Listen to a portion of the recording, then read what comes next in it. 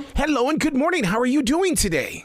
I am fine, thank you. How about you? Absolutely fantastic. Excited to talk to you about what it's really like to be in this present place of now, where you're finally getting to talk about the book, to share the book, and to present your voice to readers that are going, oh my God, I heard her voice.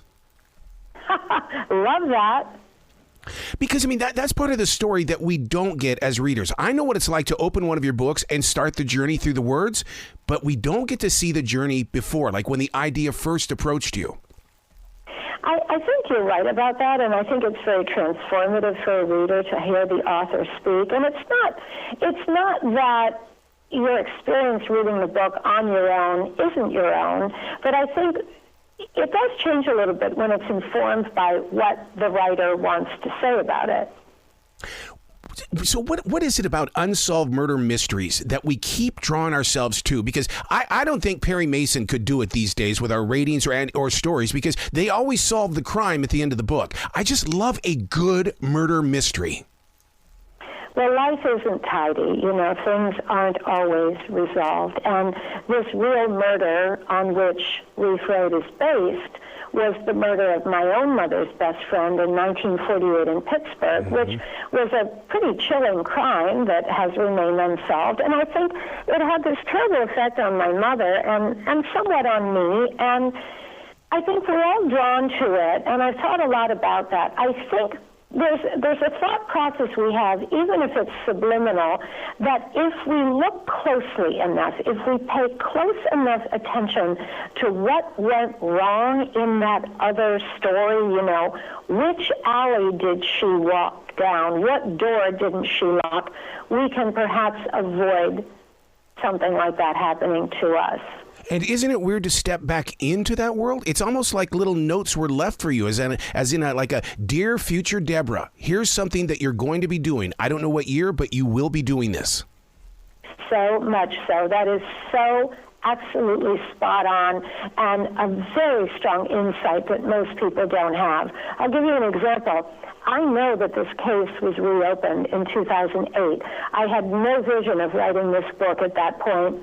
And it all happened through a conversation I had with a friend of mine who was a DA who kind of got involved with talking to the Pittsburgh Police Department, which led them to send a bunch of rookies down to the property room and find some fabric, which they sent to the FBI lab in Quantico, Virginia. And, they reopened the whole thing. I know they brought the suspect in for questioning then. It didn't go anywhere. And I didn't have any idea that it would eventually become part of this book that I would write in the future. Wow. You could have easily taken this to a true crime podcast with 12 episodes, but what I love about it is that you put it in paragraphs to where we embrace each page in the way of it's a relationship between your conversation and our presence here. I think, for me, I didn't want to do it as nonfiction. I didn't really want to point a finger at the primary suspect, and I don't know if it's solvable, if we'll ever know if he did it or not. I really wanted to explore the theme of generational trauma, this idea that we are affected by things that happened to our parents, our grandparents, or even people in our community. Man, I'll tell you what, maybe the reason why I'm so close to this story is because my wife's mother was also murdered, and we've always assumed that we knew who the murderer was. But here's the reason why the family won't do anything about it. It's a family member, and we feel like just let them take it to the grave. And it's like, and I've talked with more experts that say that happens a lot. And it's like So when I read things like this, it's like I can so relate with this. Well, that is exactly this case. The brother was the primary suspect. He lived and lived and lived. In fact, he just died a few weeks ago because I will occasionally Google him just to see if he's out and about, and he died at the end of November.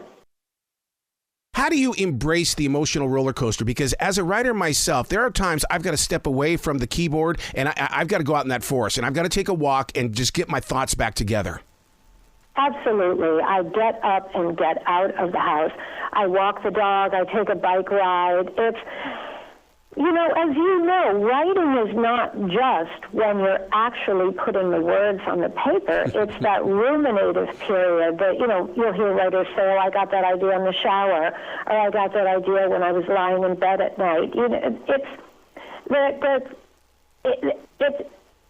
it's all of you, and it happens all the time. Oh, my God. And trying to go back to read your chicken scratch because you're trying to write something with no lights on. And it's like, what was I saying? What was I thinking here? I do exactly that. I have a pen and paper by the bed, and I try to kind of tap on my iPhone so I get a little cursory light without waking up my husband. So it's not the total chicken scratch, which it could be and often is. Do you have that battle with the nightly beast, though? Because one of the things that I had to train myself to do through daily discipline is the fact that as a creative person, there is a time that writer cannot have a voice, and it's going to be during my sleeping hours.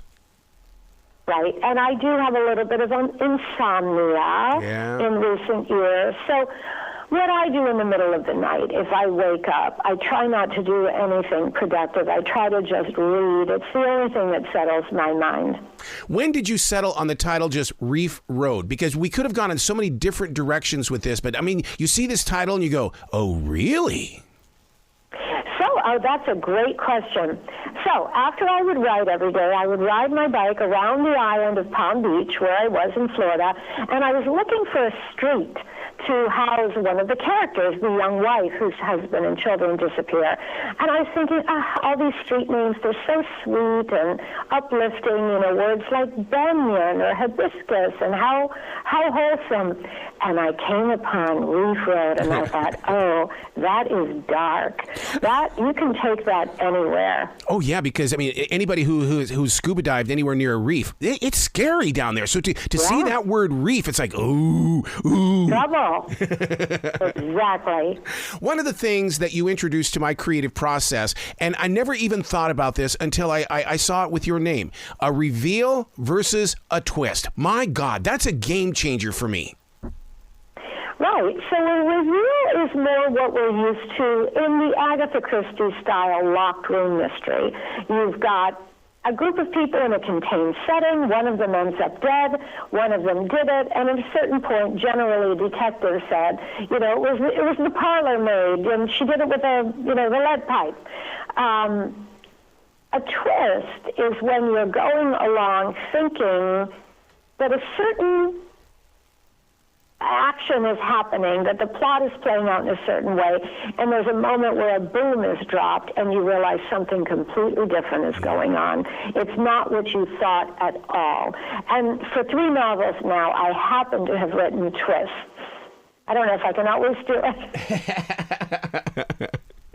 it. With 3 novels, a lot of readers, once again, do not understand that's a sacrifice of a personal life to bring those novels together. And they don't understand that we as writers don't get that time back. How do you embrace that, everything that you kind of missed out on because you were writing?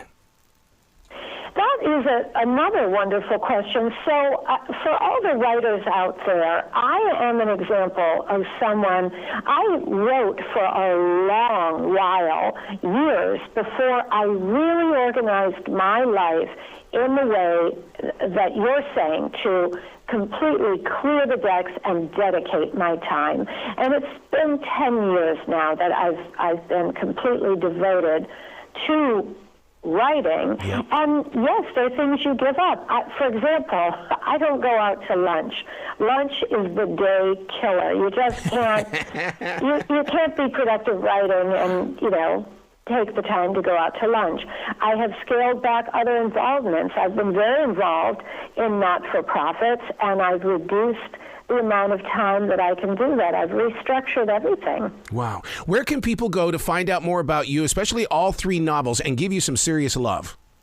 Oh, I love that love. You can go to my website, DeborahGoodrichRoyce.com, and you can go to Instagram. I'm on all the social media outlets, but Instagram is my most active, and I think there I'm Deborah Goodrich Royce Official. I love it. Please come back to this show anytime in the future, Deborah. The door is always going to be open for you. Thank you, Arrow. I appreciate it. You be brilliant today, okay? Okay. I'll try.